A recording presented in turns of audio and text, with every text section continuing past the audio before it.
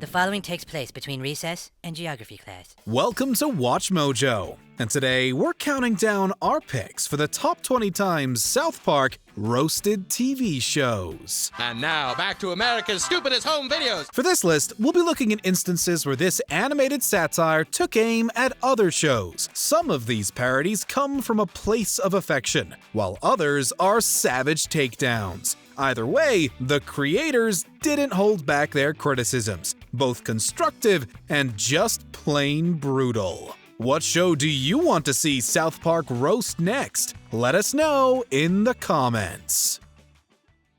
Number 20, 24.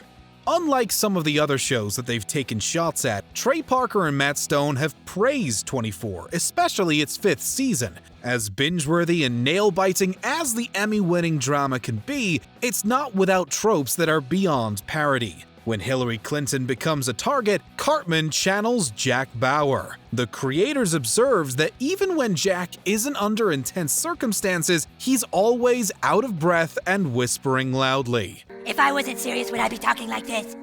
Like what? Whispering, but whispering really loudly for dramatic effect. Oh, jeez. The episode also pokes fun at the show's formula, which usually involves Jack torturing somebody until they cough up an answer and an authority figure saying they're in charge until somebody else declares otherwise. Excuse me, who's in charge here? I am. Yeah, well, not anymore, you're not. The 24 crew nonetheless loved the episode, sending them a suitcase nuke prop as a sign of goodwill. Number 19, Fat Albert and the Cosby Kids. What the hell is going on in this cartoon?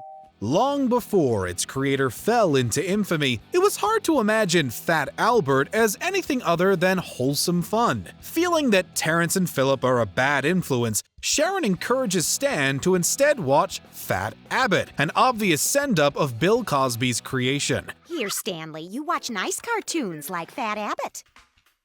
Aw. Stan and Kyle are disappointed until Fat Abbott opens his mouth, talking more like somebody on The Wire than the Cosby Kids. Turns out that Abbott and his friends aren't as innocent as Sharon remembers. Fat Albert tackled its fair share of serious issues, but seeing Abbott ask a young girl how she got a black eye will warp your fragile little mind. Bill Cosby himself makes a profane appearance, which almost feels like a foreshadowing of things to come. Number 18, My Super Sweet 16. Damn it, what didn't Daddy do? Watching My Super Sweet 16, a lot of people have the same thought. These teens are little devils. South Park took a literal approach, casting Satan as a spoiled brat who's never satisfied even as the universe revolves around him. The creators decided to target My Super Sweet 16 because, in Parker's words, it's probably the most disgusting, foul show ever made. For all the controversy South Park attracts, Parker argued that the MTV reality show is far worse because the central figures are celebrated for being evil and horrible. It's not the car I wanted! The whole party's ruined! It doesn't matter, your guests are having fun, they don't care! It's not about them! It's all about me! At least Satan learns his lesson, finding that friendship is more important than Ferrari cakes, especially when there's nothing wrong with an Acura cake. So, basically, the girls on that show are worse than Satan. Become a WatchMojo channel member and get exclusive perks like Mojo emojis, loyalty badges, priority comment replies, and exclusive members-only content, including live list rankings with the Mojo staff and peeks behind the scenes. Don't miss out. Number 17, Ghost Hunters. The summer of 2009 saw a staggering number of celebrity deaths, turning Little Ike into Cole from The Sixth Sense. To help Kyle's brother, the boys enlist two trained professionals, Jason Hawes and Grant Wilson, of Ghost Hunters. The Atlantic Paranormal Society founders have starred in their paranormal reality show since 2004, but South Park questions exactly how many genuine ghosts they've hunted. We're going to Colorado to investigate celebrity paranormal— Wait, what was that? What was that? Although Ike is actually being visited by ghosts, Hawes and Wilson seem more concerned with random objects and noises. Look! What is that? What is that? I'm pretty sure that's their television! Oh man, I am really scared! The two do such a good job at scaring themselves that they ruin their pants, fleeing before any real ghosts surface. The episode never clarifies if the hunters are playing it up for the camera or if they're just dumb. Either way, burn. Number 16. She's the Sheriff. But look what they put on! And now back to She's the Sheriff. Between Three's Company and Step by Step, Suzanne Summers starred in She's the Sheriff, which ran in first-run syndication. Only lasting 2 seasons, the sitcom has been ranked as one of the worst shows of all time. Even a decade after it first aired, the show remained infamous enough to be referenced on South Park. When the parents succeeded in getting Terrence and Phillip off the air, the program is replaced by She's the Sheriff. Although the boys protest at first, the parents are horrified to find that the sitcom is an even worse influence as Summers exchanges vulgarities with a perp. The parents set out to protest again, leaving their children unsupervised and ready to make some bad decisions. Number 15. America's Funniest Home Videos. We're starting to get the sense that Stone and Parker aren't the biggest fans of TGIF stars. The Season 1 finale not only mocks Bob Saget's iconic Full House role, but also his stint as the host of America's Funniest Home Videos. In the South Park universe, the funniest is replaced with stupidest. The boys aren't impressed with the host's cheesy jokes, and the audience seems equally unimpressed until they inexplicably burst out laughing. Knock, knock. Bob Saget. This guy sucks! Yeah! Most of the videos submitted aren't that funny either, with Saget's observations adding little. Honestly though, watching Kenny get run over by a train is made even more disturbingly hilarious by Saget's corny commentary while the audience cracks up over his ghastly demise. America, this is you. Now that's what I call a joyride. Number 14. Whale Wars.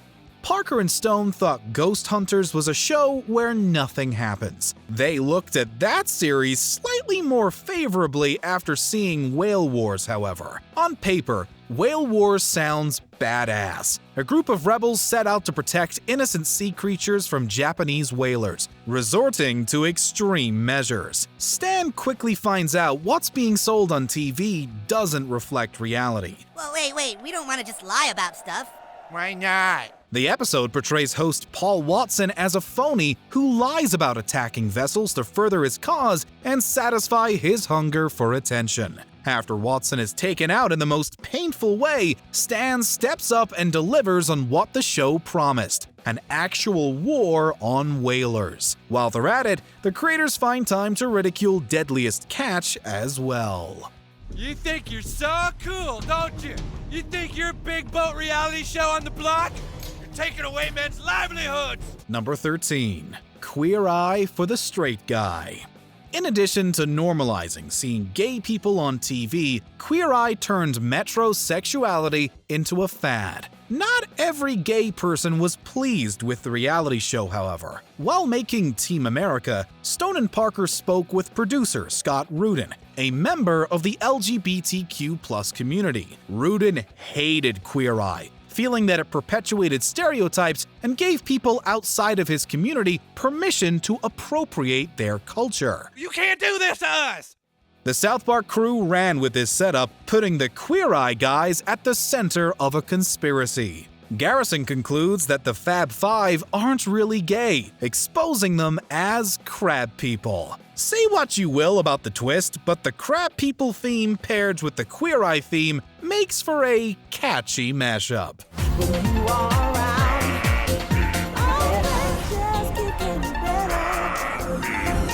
Number 12. Dog the Bounty Hunter.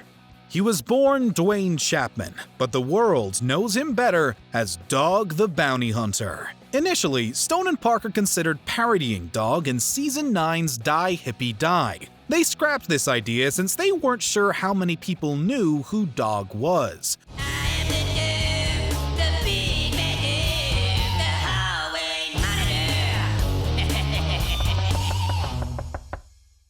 Hey, kid, get out of there.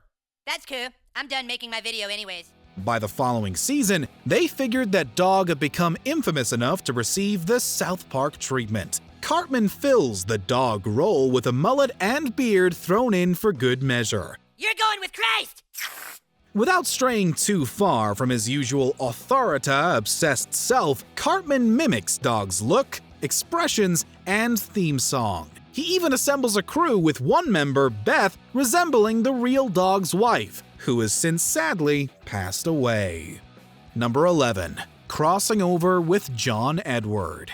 Ladies and gentlemen, John Edward. South Park has roasted numerous celebrities worth of being deemed the worst of the worst. While they considered giving the honor to Rob Schneider, they settled on crossing over host John Edward. Although some believe that Edward is a legitimate medium, the South Park crew thinks he's a pretentious fraud giving people false hope and making money off their grief with cheap tricks, all while proclaiming himself as a link between worlds. Maybe it is for real. Right, but it's not. It's a trick you do, and I need you to just let my friend Kyle know that so he can go on with his life. As far as Parker is concerned, John Edward will burn in hell. The episode breaks down Edward's cold reading techniques as Stan repeatedly compares him to a hygienic product. It turns out that Stan isn't the only one who's caught on to Edward, as aliens arrive to award him a special crown. Number 10. I Shouldn't Be Alive. Kyle! 4 young boys in Colorado are on a trip from hell. Ah! I can't take it! Somebody help us! If you felt that survival shows and docuseries tend to get a little overdramatic or lean too heavily into their intense subject matter, you probably got a kick out of I Should Have Never Gone Ziplining. In this episode, the boys go on a ziplining trip, or as the show puts it, a trip from hell. Inside Kyle's mouth, the muscles contract to force a smile, even though in his brain, Kyle is thinking, dude, you. While it seems like the episode is mocking Animal Planet's I Shouldn't Be Alive, it's all in good fun, really. And they even got the show's narrator, Eric Myers, to act as narrator for this episode. Kenny McCormick has died of boredom. Oh my god, they killed Kenny. Whether you love or can't stand reality shows or overly serious documentary shows, this episode is a must-watch. Number 9. Jersey Shore. The new neighbors that moved in next to Stan's house. Me and Ike saw the mom get a parking ticket, and she called the parking cop Muff Cabbage. Muff Cabbage. A new family moved in. Where are they from? She said they're from New Jersey. New Jersey? Now this was more mocking and criticism. It's a Jersey thing shows Kyle slowly coming to accept his New Jersey roots, going through transitions similar to that of a werewolf. In addition to poking fun at New Jersey folks and celebrities, the show went for some of the Jersey Shore cast, most notably Nicole Polizzi, aka Snooki. What is it? It's called a Snooki. It's very famous. That thing is famous? Why? I don't know! Surprisingly, the cast of Jersey Shore actually loved the episode, even going so far as to post and laugh about it on social media. All right, Mr. Situation, we'll try this again. Why are you people doing this? But I told you, it's just a Jersey thing. Even Teresa Giudice of The Real Housewives of New Jersey said she was honored to be mocked by them. Number 8. WWE. You cheated and took my belt from me, and now I can't hardly get work wrestling. You took my girl, and you took my job. He took his job! After seeing a WWE event, the boys sign up for wrestling at their school only to find out it wasn't anything they had hoped for. Frustrated, they form their own pro wrestling organization. And this is where the show starts making fun of the pro wrestling aspect of WWE. Most of the matches are nothing more than talking trash to each other over ridiculous and petty things. And if there's any fighting to be had, they're just smacking chairs against each other. What do I do? Juggernaut is my long-lost brother, and yet Congo saved my life in Nam. It's El Pollo Loco! Of course, wrestling fans know there's more to the shows than just that. But can you blame South Park for its violent Shakespeare take? Oh, what a perfect night for fighting. Lo, the moon sets upon the tips of the trees, and I, the man known as the Red Russian, start to stir with the excitement of violence. Only a country like yours can breed men of such discontent, Rad Russian. Number 7. Here Comes Honey Boo Boo. Her favorite foods are sketty and butter, and she likes drinking Red Bull and Mountain Dew. I'm only 6 and I've already had 3 heart attacks, girlfriend. For a time, it seemed like TLC and other networks only wanted to make shows that focused on outrageous people and unhealthy lifestyles, and that's what Raising the Bar centers on. Here, the show criticizes how unsavory shows like Here Comes Honey Boo Boo don't seem to exist because they're interesting or meaningful. It's mostly there because of shock value. I want that one! I want that one! This'n not here? You want this'n?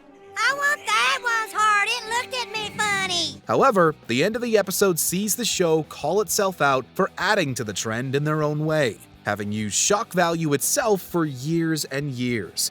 It was an episode full of commentary and insight, earning the show yet another Emmy at the 2013 Primetime Emmy Awards. She's got a pig heart now. She thinks she's a pachyderm.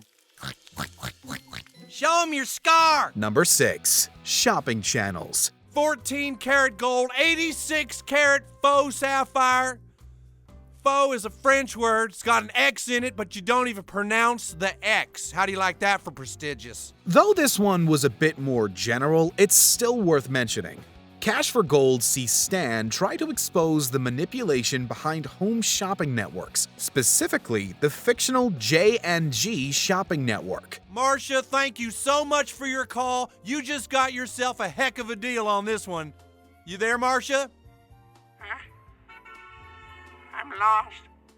I'm lost walking on the freeway. The entire episode explains how shopping networks play a part in the vicious cycle of the cash for gold business model, showing how consumers can be cheated out of their money through cheap jewelry that will eventually be recycled into another piece of cheap jewelry. Though it ends up on a rather sweet note, it has certainly made us more suspicious of the few shopping networks still lingering around today. Number 5. Nanny 911, Super Nanny, and the Dog Whisperer. This child's behavior is totally unacceptable. But there's no child too tough for Super Nanny. In just 3 days' time, you're going to see a new Eric Cartman. Cartman is such an unruly child that it seems impossible for anyone to gain control over him. This season 10 episode sees Leanne hire celebrity nannies to change her son. The show immediately does away with Nanny 911 and Super Nanny as both Stella Reed and Joe Frost fail to get their methods to work on Cartman. And so, Leanne is left with one last reality show star, Caesar Milan from The Dog Whisperer. You can stop talking behind my back. I'm right here, fruitcake. See, I'm not looking at the child, I'm not acknowledging the child, I'm just letting the child know I'm not interested in him. Whereas Reed and Frost have yet to comment on the episode, Milan has publicly stated he's seen it and thought both his caricature and the episode were fantastic. God damn it, you can't stand here and eat KFC in front of me! Now hand it over! You can't do that to me! God damn it! Number 4. The Food Network. Randy, do not watch that no-no channel. I'm not staying up to do that, Sharon, jeez. If you've watched any show on the Food Network, you're probably aware of the sometimes suggestive nature of their programs. South Park certainly noticed, as evidenced by the Cream Fraiche episode. See, Randy seems to get turned on by the sight of pouring sauces over food, and it doesn't help when personalities like Guy Fieri are remarking so much on meat juices. See how that just falls off the bone? That is money right there. In addition to the questionably erotic terminology used by Food Network hosts, it also pokes fun at several of the network's stars, including Gordon Ramsay, Jamie Oliver, Bobby Flay, Giada De Laurentiis, and several others. Surprisingly, Ramsay has seen the episode himself and expressed his enjoyment of the show on Twitter. Cream Fraiche, cafeteria Fraiche, la la la la la Fraiche. Number 3. Game of Thrones. You can't change his mind, Sir Cow. So many people don't think with logic. He betrayed us. And now we must out Game of Thrones him by making powerful alliances. Anyone who has heard of Game of Thrones knows about the show's notoriously slow burn and tendency to kill off characters without a moment's notice, while simultaneously showing their love for the show through plot parallels and references. Trey Parker and Matt Stone adapted their own version of the Red Wedding arc. You're gonna have to walk slower than that, you've got a while. We can walk really slow, look.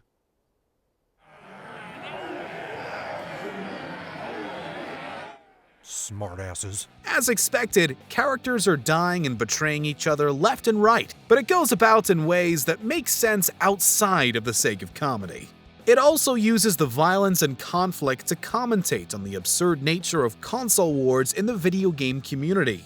If you haven't seen these episodes, you really should. I told you kids to stay out of my damn yard! Gee, man, we're trying to talk here.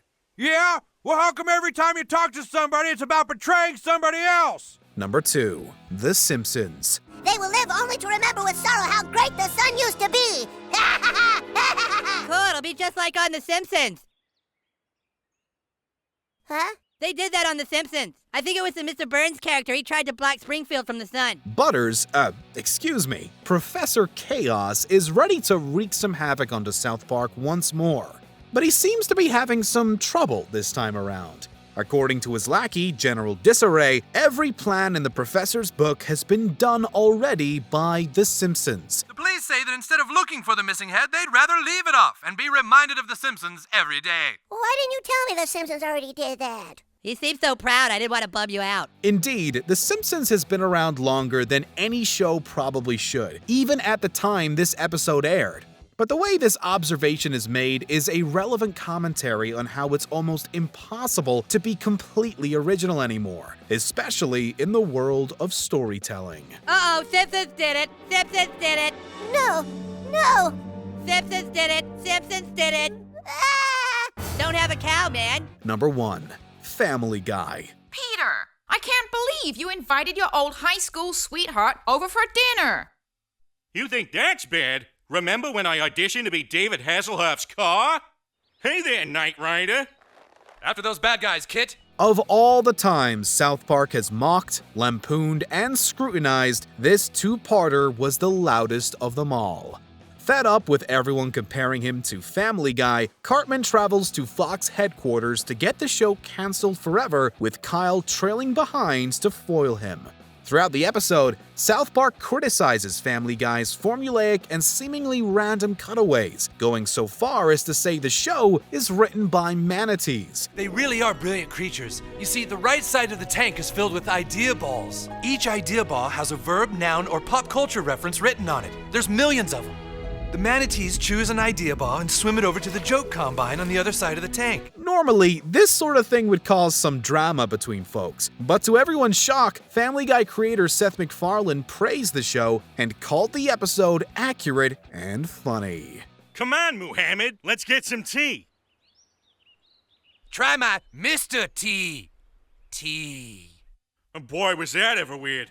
Did you enjoy this video? Check out these other clips from WatchMojo, and be sure to subscribe and ring the bell to be notified about our latest videos.